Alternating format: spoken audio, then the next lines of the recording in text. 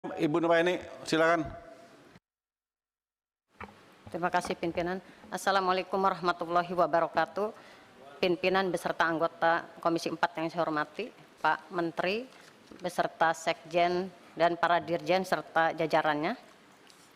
Kaitan dengan anggaran untuk 2024, tentu ini kami sangat mendukung sekali untuk bisa bagaimana Kementerian KKP ini diberikan mungkin anggaran dalam pembangunan kelautan dan perikanan Republik Indonesia, dan pesan kami mohon dibuat suatu perencanaan terukur dan terarah serta tepat sasaran untuk bisa mempercepat transformasi ekonomi yang inklusif dan berkelanjutan. Karena memang anggarannya sedikit, mohon dimanfaatkan dengan sebaik-baiknya, sekaligus juga mengevaluasi terhadap program-program di tahun 2022 yang memang tidak tepat sasaran. Dalam hal ini saya mencoba untuk bisa melihat, menganalisis terhadap indikator kinerja utama dari KKP, baik secara capaian maupun target di 2023-2024. Walaupun memang di sini capaian serta target dari KKP sendiri sedikit digit yang memang capaiannya ini sesuai dengan target yang diharapkan oleh KKP. Ini sangat disayangkan. Sebetulnya target yang disampaikan oleh KKP ini saya kira sedikit, ini artinya berarti KKP masih ragu untuk bisa melakukan pencapaian target yang diinginkan dalam hal peningkatan pembangunan di sektor kelautan dan perikanan ini. Sementara itu kita tahulah Pak Menteri ini kan basicnya pengusaha. Paling tidak Pak Menteri punya pengalaman lah terhadap peluang untuk bisa bagaimana sektor perikanan dan kelautan serta pergaraman Republik Indonesia ini untuk bisa dioptimalkan agar target-target itu bisa ditingkatkan. Kalau ini kan sedikit, walaupun ada peningkatan tapi sedikit. Artinya Pak Menteri di sini saya melihat masih ada keraguan-raguan.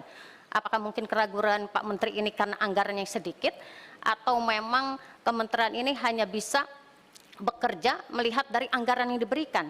Padahal kalau dari sisi potensi sektor kelautan perikanan, walaupun tidak diberikan anggaran yang minim pun ini kalau dikelola dengan sebaik-baiknya itu akan mendapatkan mungkin nilai ekonomi tambah yang lebih besar melihat dari peluang. Nah, untuk sisi indikator kinerja utama, contoh misalkan produksi perikanan, saya melihat kan hanya berapa 3,02% mungkin yang target yang akan dicapai. Ini kan berarti ragu. Belum lagi saat ini tadi teman-teman juga mengingatkan bahwa PP 26 2023 ini tentang pengelolaan hasil sedimentasi. Belum ada PP ini aja produksi perikanannya sedikit peningkatannya. Apalagi kalau ditambah dengan adanya kebijakan ini. Nah, ini mohon untuk bisa evaluasi ya, ataupun mungkin kajian yang mendalam. Kalaupun ini diberlakukan, jangan sampai menurunkan tingkat produksi perikanan nasional kita.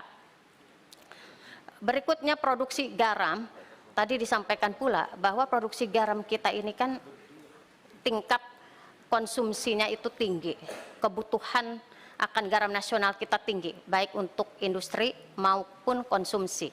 Akan tetapi pemerintah kita masih saja untuk melakukan impor untuk pemenuhan kebutuhan industri. Nah, seperti apa KKP sendiri melalui dirjen terkait memiliki strategi ke sana agar peluang untuk sektor pergaraman nasional kita ini kita ambil agar petambak garam yang ada di seluruh Indonesia di wilayah-wilayah pesisir ini bangkit kembali gitu, untuk membantu perekonomian para petambak dan perekonomian nasional kita.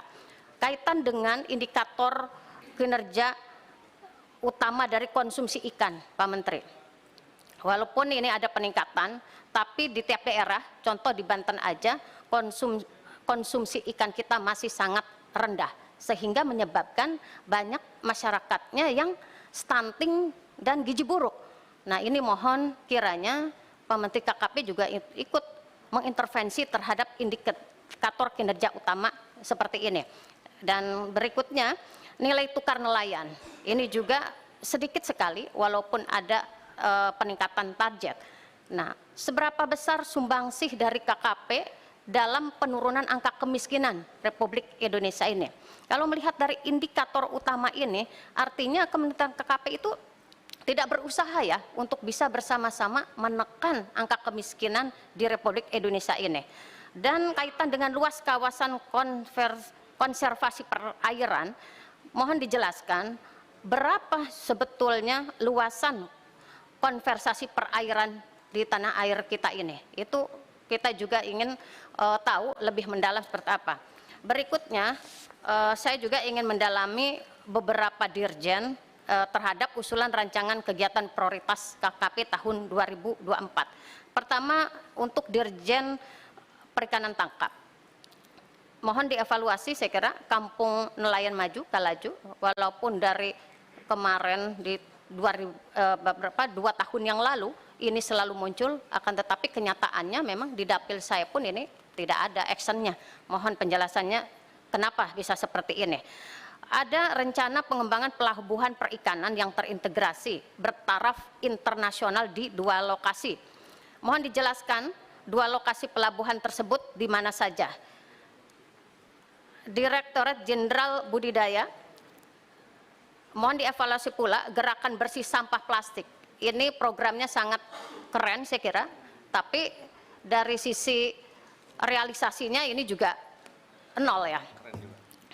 Nol kerennya. Perlu penjelasan ini lokasi tambak udang nih dan bandeng yang akan dilakukan revitalisasi di wilayah mana saja dan berapa anggaran yang akan dipintakan ya. Ini terdapat rencana pengembangan Birdstock Center berjumlah 3 unit. Apakah jumlah tersebut memenuhi kebutuhan yang ada untuk bisa memenuhi 34 provinsi?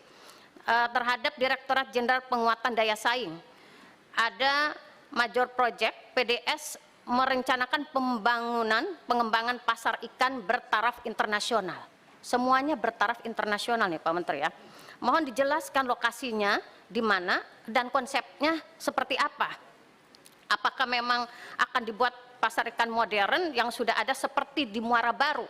Ini lokasinya harus tepat Pak Menteri. Jangan sampai di depan mata kita seperti di Muara Baru, tidak dilirik tapi terlalu muluk-muluk di wilayah-wilayah yang belum pasti. Untuk Dirjen Pengelolaan Ruang Laut, ini ada satu program yang bernama Oken Account. Mohon dijelaskan terhadap program tersebut dan target sasarannya seperti apa. Badan karantina, kaitan dengan pembentukan Badan Karantina Nasional, ini progresnya seperti apa? Terakhir Pak Menteri, ini dari Dapil, baik itu mungkin kaitan dengan PP 26 ataupun yang sudah berjalan, adanya perluasan reklamasi dari beberapa perusahaan yang menyebabkan tumbangnya para nelayan sekitar Tanjung Pening, ya sudah melakukan audien juga dengan Komisi 6. Mohon Menteri KKP apakah sudah melakukan pengawasan terhadap wilayah-wilayah laut yang ada di Provinsi Banten. Ini sangat merugikan para nelayan kita yang sudah miskin. Dengan adanya reklamasi pantai oleh perusahaan-perusahaan, semakin miskin pula para nelayan yang ada di sekitar tersebut. Terima kasih Pak Menteri, mohon ditindaklanjuti apa yang saya sampaikan. Terima kasih. Assalamualaikum warahmatullahi wabarakatuh. Jadi tadi masalah sampah itu bukan